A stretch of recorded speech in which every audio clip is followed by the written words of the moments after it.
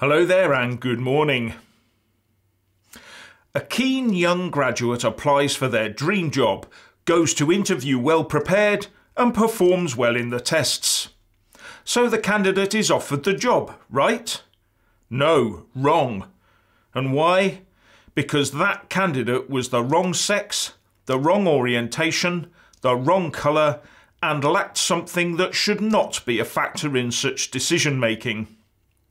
This should really have the lefty brigade up in arms, surely. After all, this goes completely against all the equality rules, doesn't it?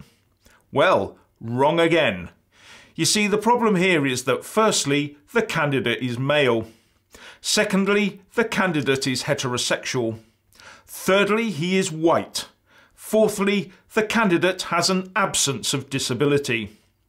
And the job that Matthew Furlong was applying for was to be a constable with the Cheshire police force.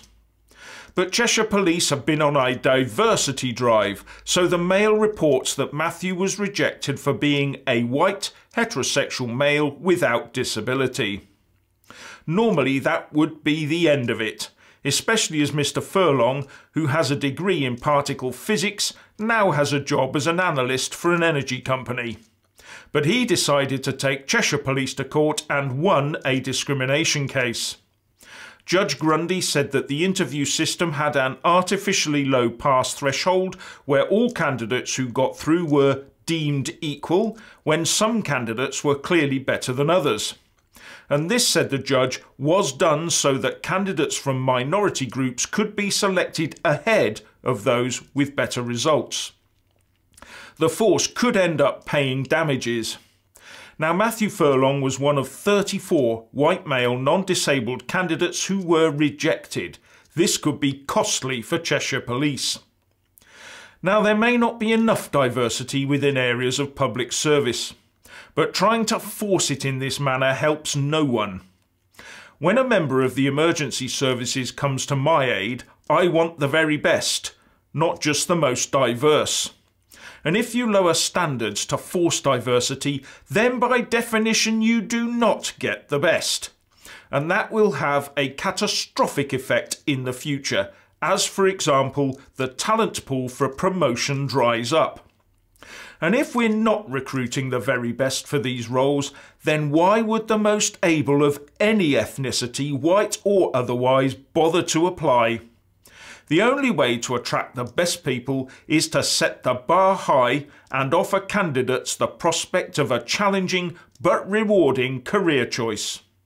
Surely doing otherwise is insulting to all concerned, from taxpayer to those who rely on the emergency services and to those successful applicants who are not really up to the job. It also puts extra loading on those that train them and those that manage them. The list goes on. It is the start of a downward spiral. Our emergency and armed forces should never be in any doubt at all that they are to select the best candidates from those that walk through the door. Anything else puts all our safety at risk. But in the efforts of our political leaders to force diversity, I see this form of discrimination against white, heterosexual, non-disabled males continuing. So much for all this white privilege. So the real question here is, should we now treat those who are white, male, able and heterosexual as having a form of disability, as they don't have the ability to get the jobs they are clearly suitable for, do they? Maybe this could be classed as a political disability, or more simply, downtrodden. Anyway, what do you think?